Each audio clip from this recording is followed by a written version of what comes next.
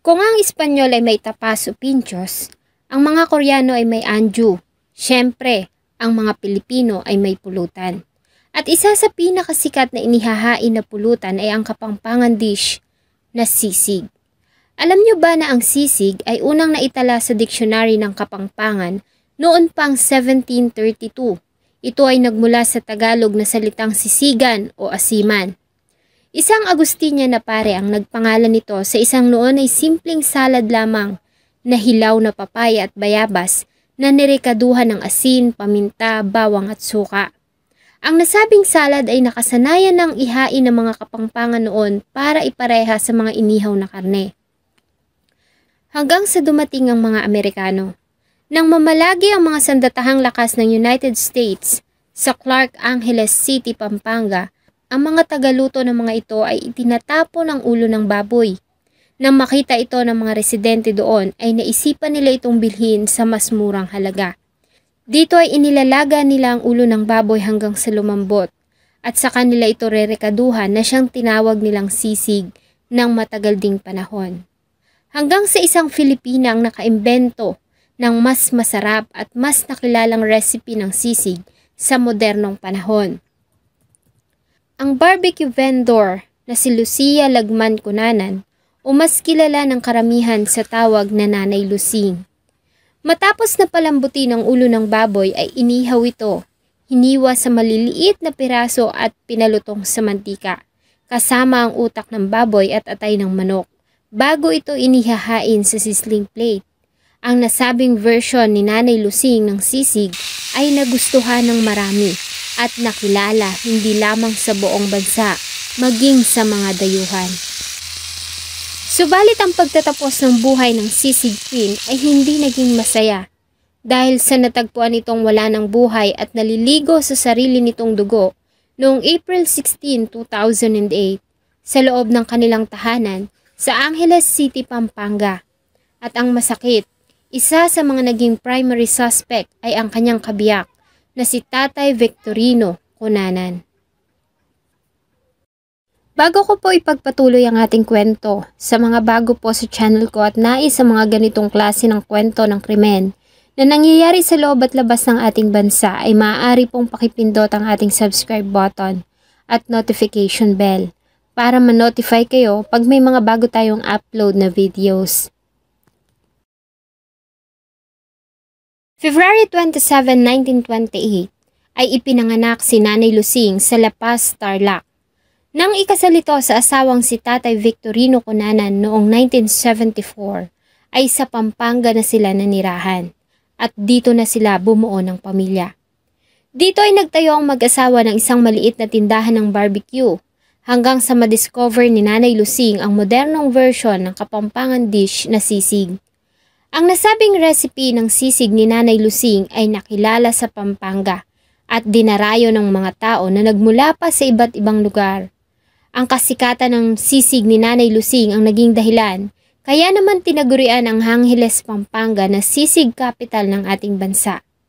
Kasabay nito ay binansagan siya na Sisig Queen. Kilala din si Nanay Lusing na siyang Grand Slam winner noong 2005 Sisig Festival. Maliban dito, ay nakatanggap din si Nanay Lusing ng mga culinary awards at recognitions at nakita din siya sa commercial ng soy sauce at iba pang malalaking pangalan sa culinary. April 16, 2008 ay muling pinag-usapan ang pangalan ni Nanay Lusing nang matagpuan ng wala ng buhay nitong katawan sa loob ng kanilang silid sa bahay ng mga ito sa 1538 Pineda Street, Barangay Claro M. Recto, Angeles City, Pampanga. Nang magtungo doon ng mga pulis, investigador at SOCO operatives, ay dinatnan nila ang noon ay 80 years old nang si Nanay Lusing na naliligo sa sarili nitong dugo. Base sa autopsy report na isinagawa ni Dr. Robin Isguera, ang City Health Officer ng Angeles, si Nanay Lusing ay namatay sanhi ng 29 na mga saksak at hiwa na natamo nito sa iba't ibang bahagi ng kanyang katawan. Sa ginawang investigasyon ng mga investigador, ay isa-isa nilang kinausap ang mga taong malalapit kay Nanay Lusing.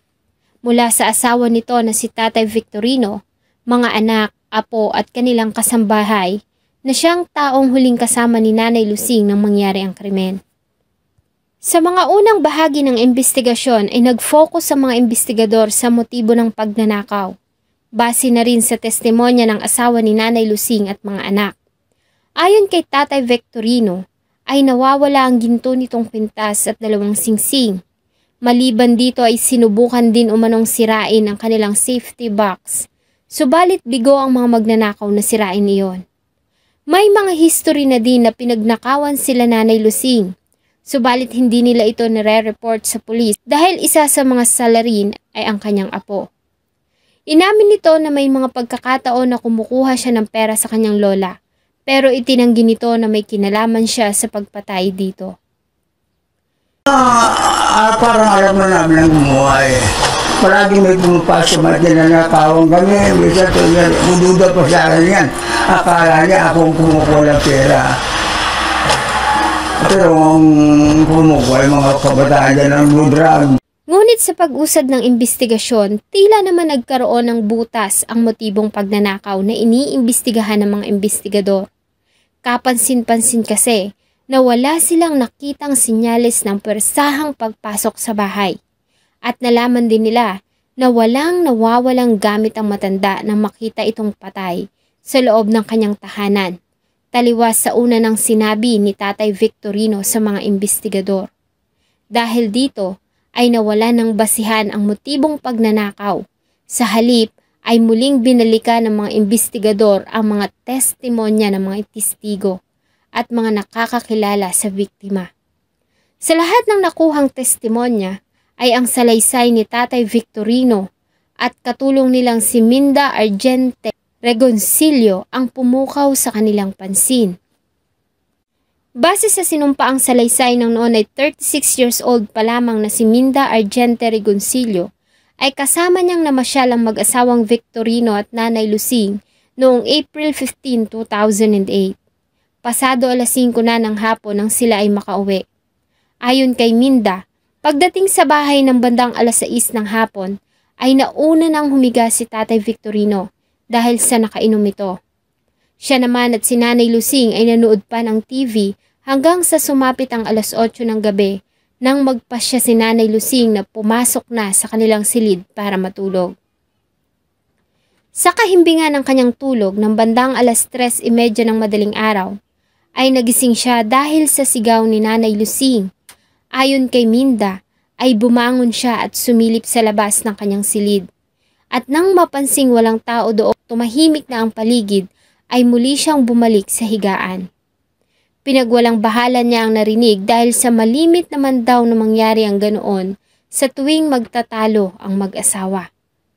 Maya-maya pa ay nakarinig siya ng mga yabag ng mga paa at lagaslas ng tubig na pakiwari ni Minda ay sa lalaking amo. Dahil sa walang naririnig na kakaiba ay muli na siyang bumalik sa pagkakatulog. At muling nagising sa sigaw mula kay Tatay Victorino na humihingi tulong. Agad siyang bumalikwas ng bangon at nagtungo sa silid ng mag-asawa. Dito ay nakita niya si Tatay Victorino at ang duguang katawan ni Nanay Lusing. Ang pahayag ni Minda ay tila naman tumugma sa mga nakuhang ebidensya ng mga soko sa crime scene, gaya na lamang ng mga footprints ng paa na natagpuan sa loob ng bahay. Dahil dito ay muli nilang pinatawag si Tatay Victorino para muling kuhaan ng testimonya. Ayon kay Tatay Victorino ay maaga silang nagising na mag-asawa dahil sa ito na ang kanilang nakasanayan. Bandang 3:00 ng umaga ay inutusan siya ng asawa para bumili ng pandesal sa barangay Agapito del Rosario. Subalit nang magtungo siya sa lugar ay sarado pa iyon. Habang naghihintay sa pagbubukas ng tindahan, ay nakipagkwentuhan muna siya sa isang kaibigang babae at pasado 3:30 na nang siya ay makauwi. Pagdating sa bahay ay dinatnan niya ang asawa na naliligo na sa sarili nitong dugo. Inutusan niya ako. Ang ginawa, bumunta muna ako sa kaibigang babae. Naigilib ako. Nakaupo. Pagkatapos, bandang 3:30 na siguro yun. umuwi na ako. Nung binuksan ko pito dyan, pumasok, nakita ko asawa ko, nakagano. Dahil sa salaysay ni Minda, ay nagkaroon ng basihan ng mga pulis para maidawit si Tatay Victorino sa pagkamatay ng kanyang asawa. Kahina-hinala kasi ang salaysay nito na malimit na pagtatalo ng dalawa. Ganon din ang ditugmang salaysay ni Tatay Victorino tungkol sa nawawalang mga gamit ni Nanay Lucing para iligaw ang investigasyon. Subalit hindi naman ito matanggap ng kanilang mga anak. Ayon sa kanila ay kilala nila ang mga magulang at hindi sila naniniwala na magagawa iyon ng kanilang ama. Saksi umano sila sa pagmamahala ng dalawa, kaya naman wala umanong basihan para paslangin ng kanilang ama ang ilaw ng kanilang tahanan. Kaya naman wala ni isa man sa kanila ang nagnais na makipag-cooperate sa mga pulis sa pagsasampa ng kaso laban sa haligi ng kanilang tahanan. Ganon pa man ay sinampahan pa rin ng kasong parricide si Tatay Victorino Cunanan noong April 18, 2008 sa Prosecutor's Office ng Angeles, Pampanga. At dahil nga sa wala sa pamilya ang nagnais na makipag-cooperate, ay si Captain Chief Inspector Danilo Cadiz ang tumayong complainant. Subalit dahil sa kakulangan sa sapat na ebidensya ay ibinasura ang kasong parricide laban kay Tatay Victorino Cunanan. Dahil sa binigay na salaysay ni Minda Regoncillo ay nagduda ang pamilya ni Nanay Lucing sa motibo nito sa pagbibigay ng salaysay sa otoridad. Maliban umano dito ay katakataka din na matapos ang ginawang investigasyon ay bigla na lamang itong umalis at walang nakakaalam kung saan ito nagpunta. Ayon naman sa mga investigador ay wala silang nakikitang dahilan o motibo para bawalan ng katulong sa pag-alis. Maliban kasi sa isang single mother ay wala itong kakayahan at dahilan para paslangin ang amo sa karumal-dumal na pamamaraan. Sa kanilang huling balita, ito ay umuwi na sa pamilya sa Bicol. At mula noon ay wala ng balita sa kinaroroonan nito. Hanggang sa kasalukuyan ay napabilang na ang kaso ni Nanay Lucing sa mga unsolved case sa ating bansa. Hanggang ngayon ay naging mailap ang hustisya sa sinapit ng Sisig Queen. Sa pagkawala ni Nanay Lucing ay nananatili namang namamayagpag ang kanyang pangalan dahil sa sisig. Sa ngayon ang masasarap na putahe ni Nanay Lucing ay patuloy na tinatangkilik ng mga parokyano. Subalit nakakalungkot isipin na ang kanyang masakit na sinapit ay tila naman nakalimutan na ng panahon. Ngayong taon ay 16 na taon na ang nakakaraan sa pagkawala ni Nanay Lucing. Para sa pamilya ay bahala na ang Diyos na magparusa sa may sala. Kung hindi man makamtan ni Nanay Lucing ang hustisya dito sa lupa, ay sigurado naman na makakamtan niya ito sa paghuhukom ng nasa itaas.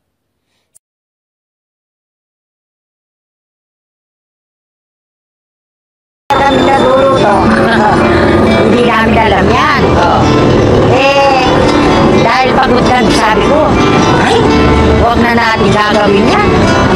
Dahil nagtutusok kami maliliit noon, no? Hindi pa namin alam. Sabi ng asawa ko, sige nga, sabi niya, subukin natin itong malalaki. Sabi niya, nagawa tayong ano. Sabi niya, yun nga, sisi. Pagkatapos di gumawa siya, no? Sige, gawa na gawa. Iban mo nga, sabi niya. Sabi, dumating na customer.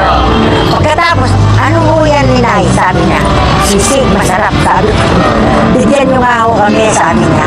Eh, di gumawa kami, no? Gumawa kami. Ba, kabra-bra. Merong bawat darating, gagawa kami na sisig. Natikman yung kaibigan natin, sinasabi yan. Araw-araw, ganyan na, araw-araw na. Salamat po sa patuloy na pagtangkilik ng atin pong mga videos. Huwag niyo pong kalimutang mag-iwan ng saloobin at suggestion sa atin pong comment section. Sana po ay samahan niyo po akong muli sa susunod pa nating mga episodes. Thank you so much po and see you in my next video.